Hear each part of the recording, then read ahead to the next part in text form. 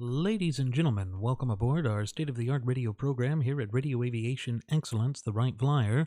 As always, this is your captain, Ratty Wright speaking, and I'd like to take this opportunity to personally thank you for choosing to fly the friendly airwaves with us here aboard our state-of-the-art radio program.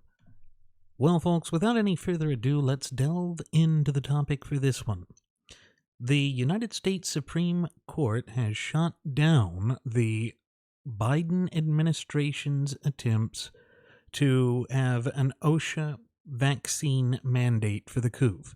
This is not at all a surprising decision that was handed down from the court based off of what we know about the way the court has handled these issues in the past.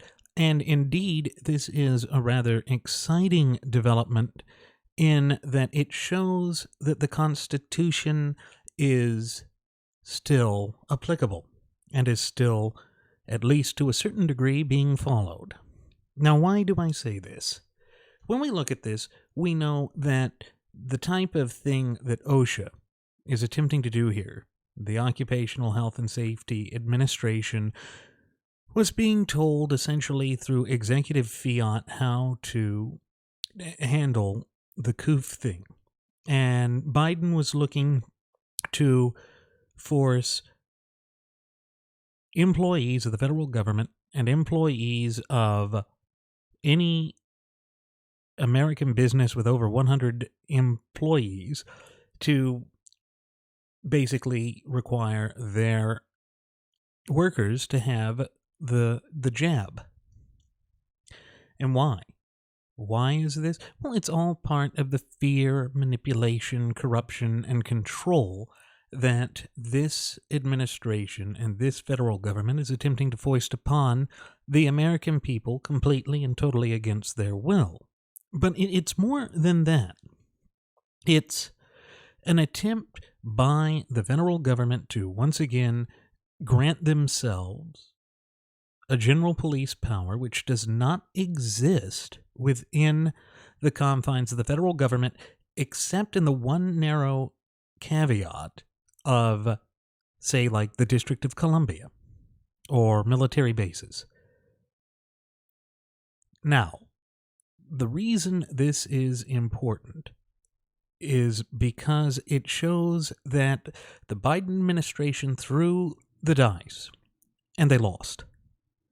They overplayed their hand here, and they were struck down by the fact that the federal government does not have the enumerated power or authority to tell businesses how to be run, and that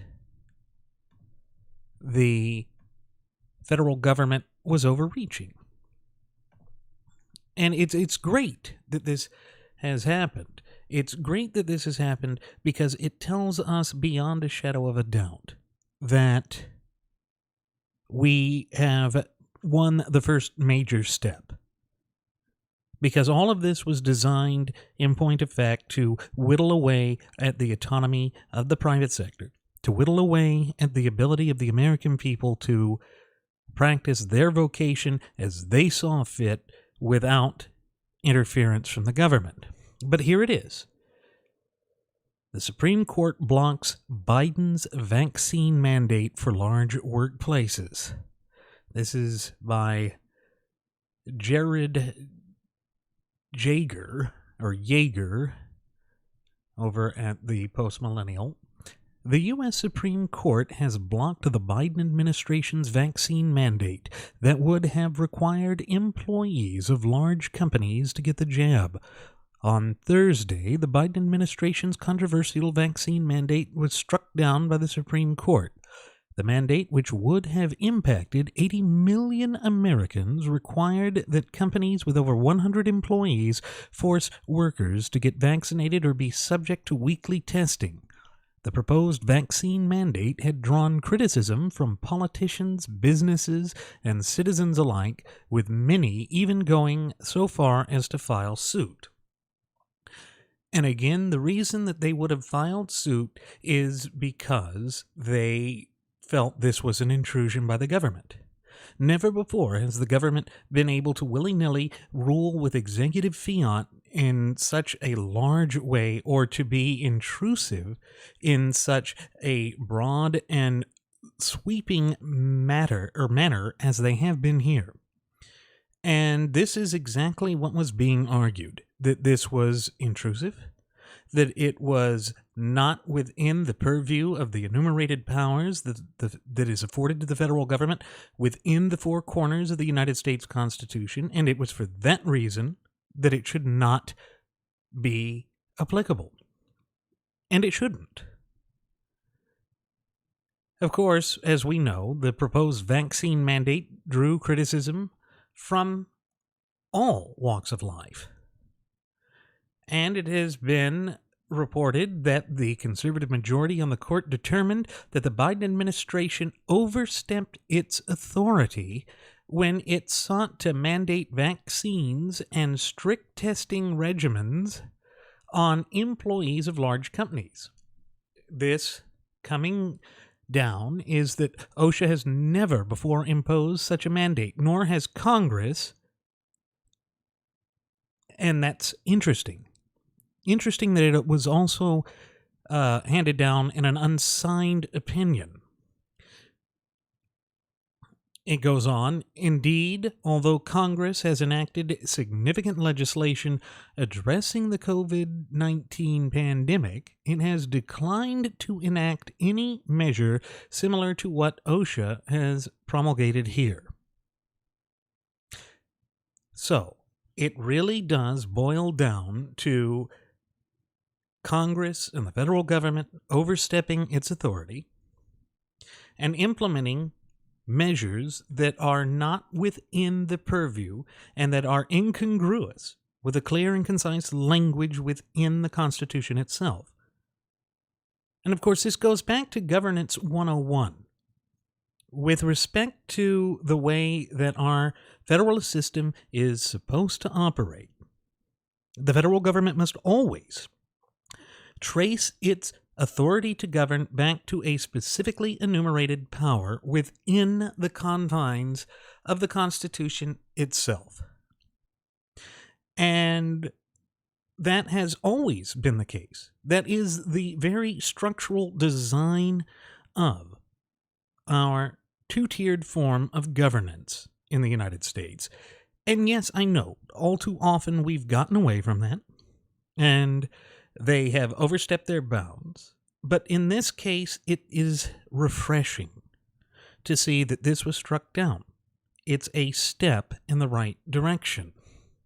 This goes on.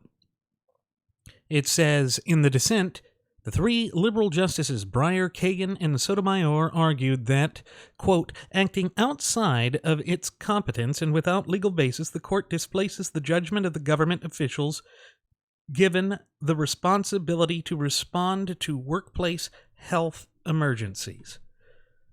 The problem here, as is always the problem with the expansive and very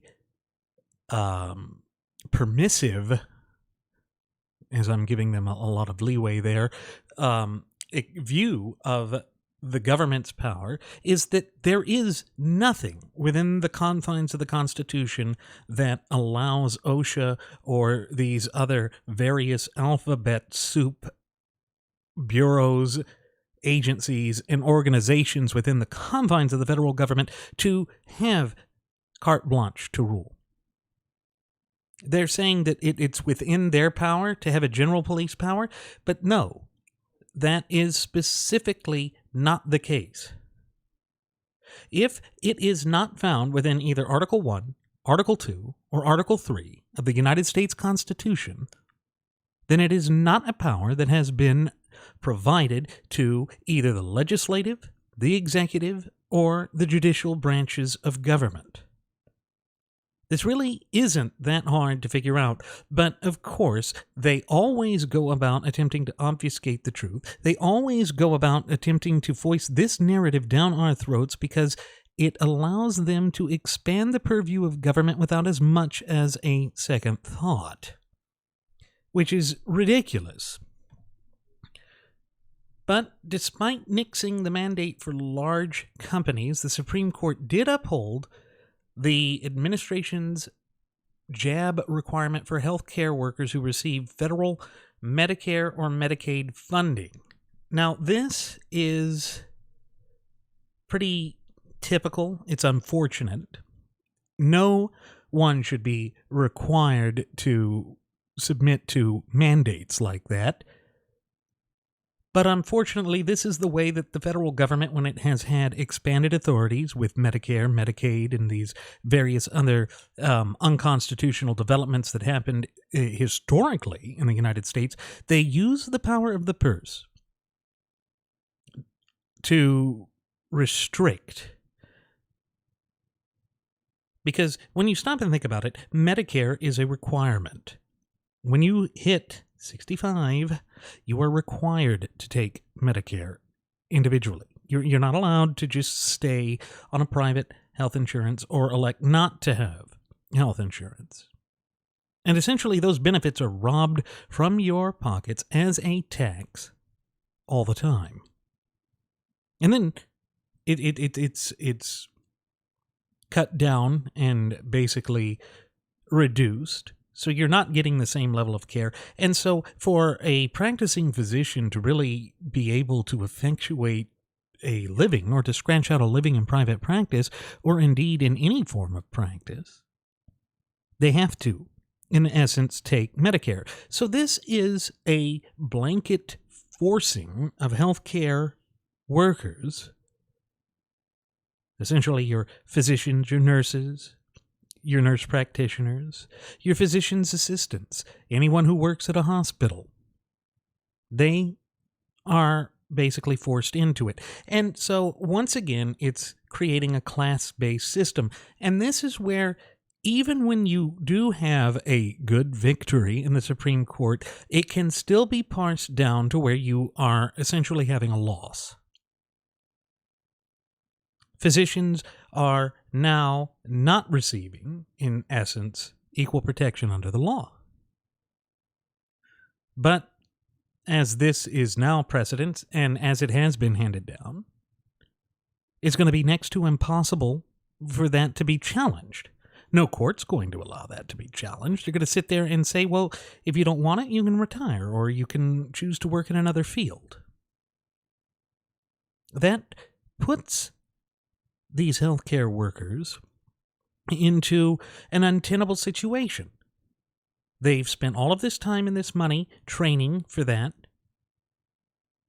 and now they're being told to go into another line of work. What other line of work would there be that would fit their skill set? That's the trap. It's a bait and switch type of trap that does play. Now, of course, I'm going to say I'm going to take the win with the loss, but at the same time, I'm not going to just ignore the downside to this, because this is why you see healthcare workers so willing to bend over for the government or to become so accepting of these willy-nilly type of mandates, these attempts at medical tyranny and authoritarianism. We saw it all throughout the pandemic response. The push for the TikTok nurses, the push to basically raise these people up on a pedestal, and then when they refuse to have the vaccine or the jab themselves, then we vilified them. All of this because we wanted to suit the needs of somebody like Dr. Tony the Phony Fauci.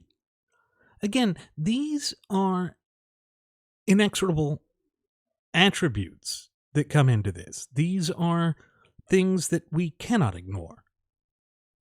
But I will take the partial victory that we have received this evening and continue to advocate for complete adherence to the Constitution.